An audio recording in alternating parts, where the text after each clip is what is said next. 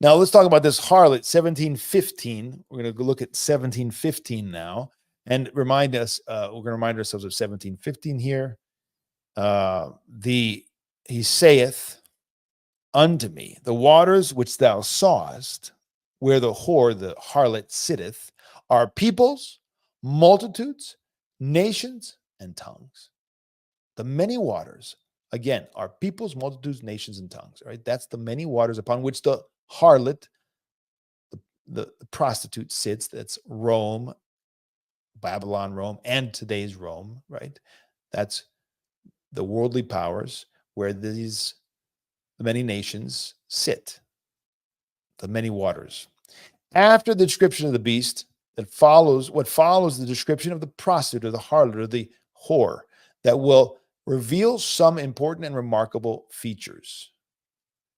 So let's look at it historically first. Historically, the ancient Babylon was built on the banks of the Euphrates River and was surrounded by many canals. Hence, Babylon was a city sitting on many waters. According to the interpretation of the angel, as we saw, the waters were the harlot Babylon Rome sits, where the harlot Babylon Rome sits are the multitudes of people, nations, and tongues. This is a special expression used by St. John to describe the multitude of nations. So yes, historically, Babylon had many waters, but we're not talking about Babylonian waters here. We're talking about the many nations of the ever-present Babylon, Rome in every age. And so these are the nations conquered by Rome or Babylon or the contemporary Rome that eventually become the Roman Empire. Both historically, that's true, and in our own day. These nations of people subjugated by Rome received corrupt energy or operations, actions, and influence through her idolatry and ethical abasement. So they were Rome, the harlot, was the means by which to corrupt, to send the corrupt demonic energy, demonic lies, demonic ideologies, demonic influence throughout the world, to bring about the return of idolatry and the whole ethical abasement of peoples all around the world through the Rome or Babylon of each age. Now let's look at 16. Before we go to 16, though, this should actually be, I think should read. Yeah, it is 16. Sorry. Okay, so let's read 16. And the 10 horns which thou sawest upon the beast, these shall hate the whore or prostitute, and shall make her desolate and naked, and shall eat her flesh and burn her with fire. Let's read that again. Pay attention. The 10 horns. What are the 10 horns? Remember the 10 horns of the 10 kings, the 10 kingdoms, 10 kings. We saw them upon the beast.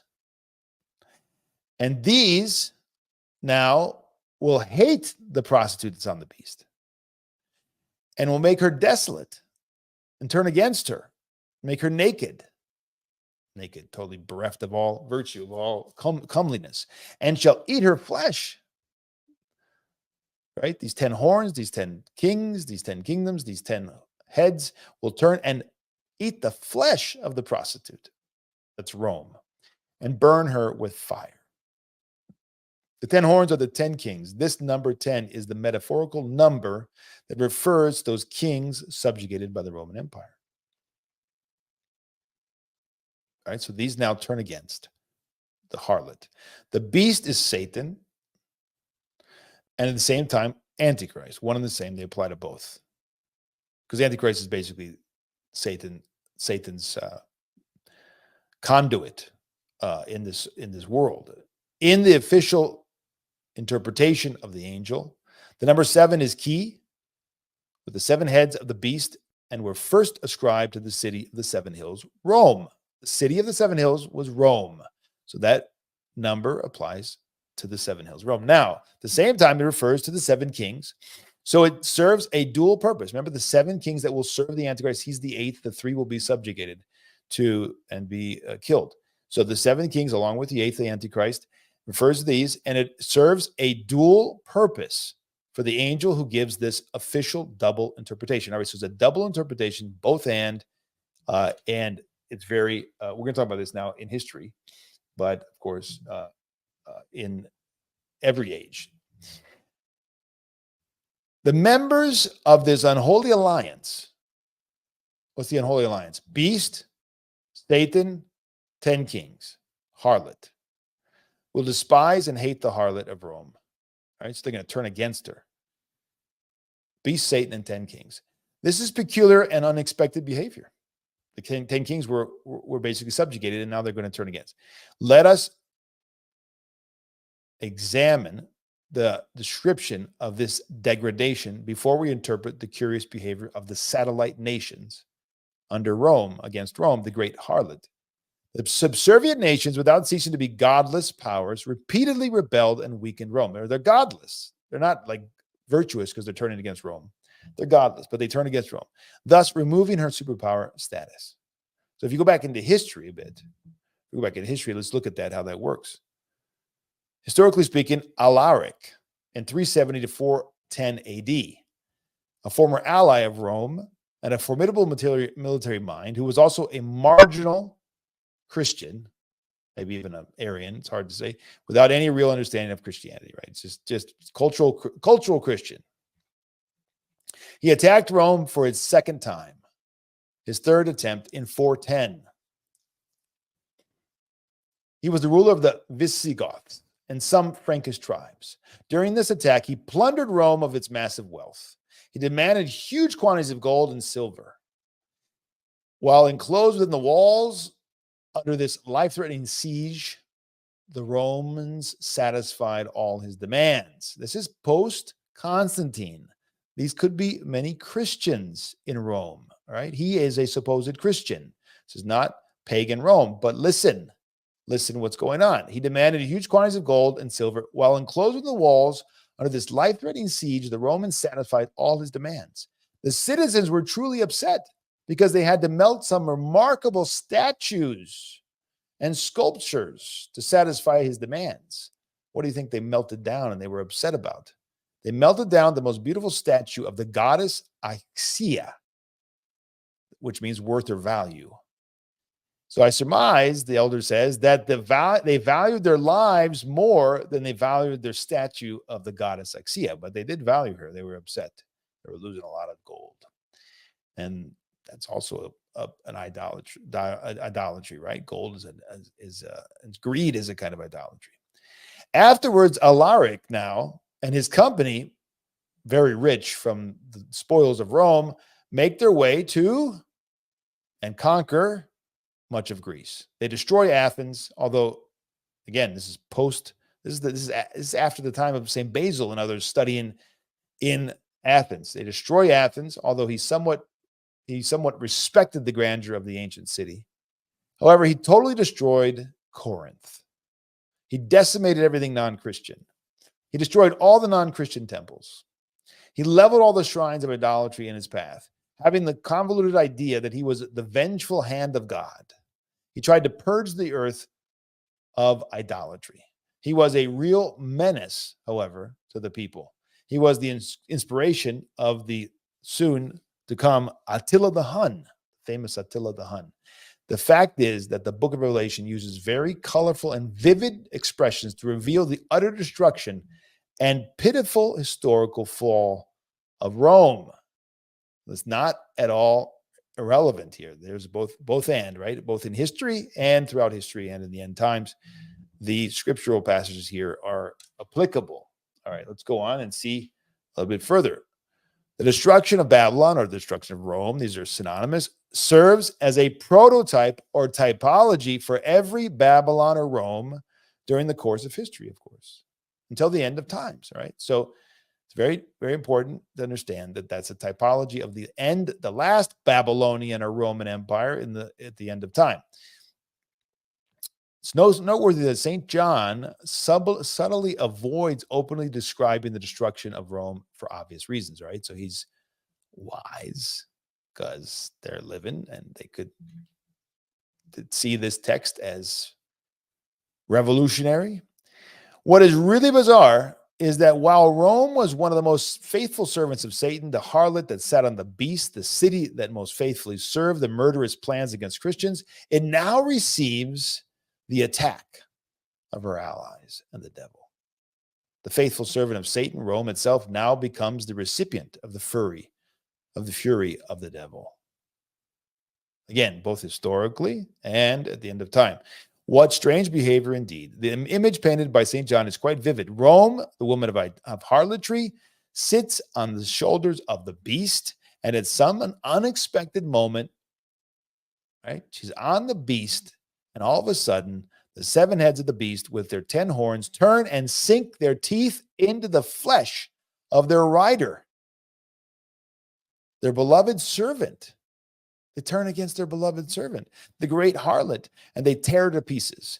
This is how the devil repays his most loyal friends. You see this again and again. Anybody who's paid any attention to the celebrities and the politicians in this world who have given themselves over to this for the sake of fame and glory and all the rest to the enemy, they end up getting eaten.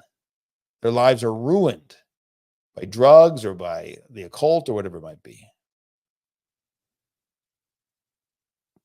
The 10 horns, it says here in 16, which thou sawest upon the beast, these shall hate the harlot, and shall make her desolate and naked, and shall eat her flesh, and burn her with fire. All right, this is how the devil repays his most loyal friends. The devil uses his subjects in his satanic schemes. He promises much, and afterwards he leads them to destruction. The Lord referred to this with the phrase, "He who does not gather with me scatters." What happens when you don't gather with Christ? You get eaten.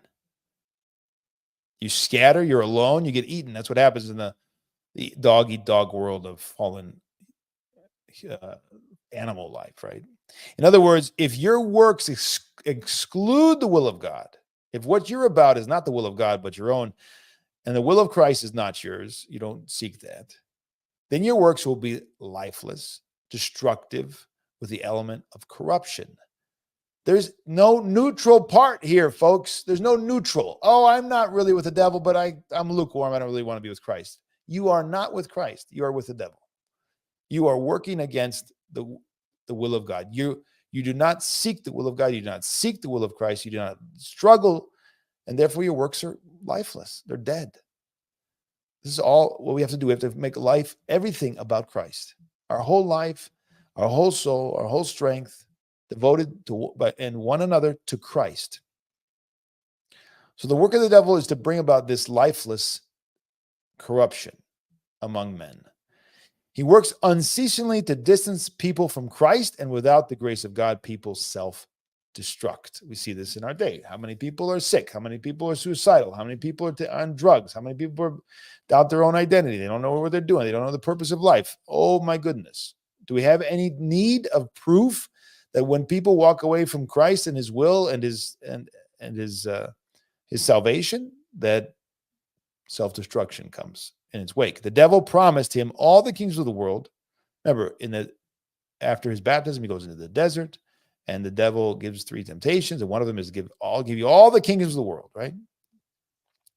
So he promises all the kingdoms of the world if Christ would fall down and worship him. This was a demonic deception aiming to trick Christ and lead him to destruction. In other words, what's the future after you fall down and worship him? You are destroyed. You have now succumbed. You've given rights to the enemy. You've given him power over you, and he will destroy you because he hates you. He'll give you temporarily something you want. You'll have a short repast there of power, of glory, whatever it is that you seek, but then you will be destroyed. And that was the great trap that he had set for Christ. Of course, Christ did not take it. And many, however, have taken it, the many antichrists. And guess what? The antichrist will take it at the end of time. The devil lost the battle with Christ, but he will succeed with the person of Antichrist.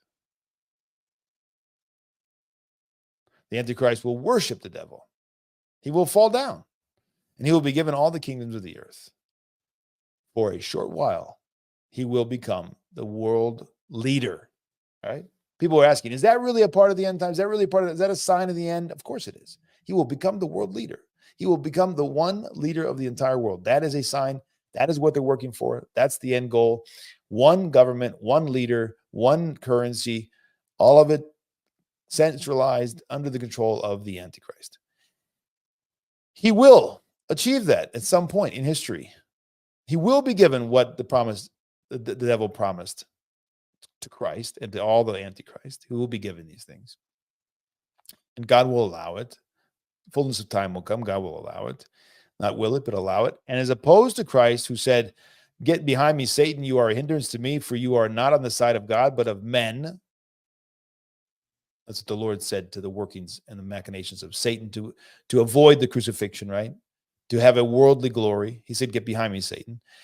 The Antichrist will not say that. The Antichrist will suffer with such an overwhelming arrogance, overwhelming pride, that he will wish to be treated as God. He will revel in it. He will say, "I am God. You all worship me." He will desire what all the Caesars expected. They were a type of the Antichrist. At the end, the devil will abandon him, and the Antichrist will be destroyed as well. Right? That is the fruit of what the Antichrist is. So the Antichrist will be destroyed by the devil. There is not only will he be thrown in the lake of fire by the Lord, he'll be destroyed by the devil himself. Right? The devil will turn against all of those who serve him.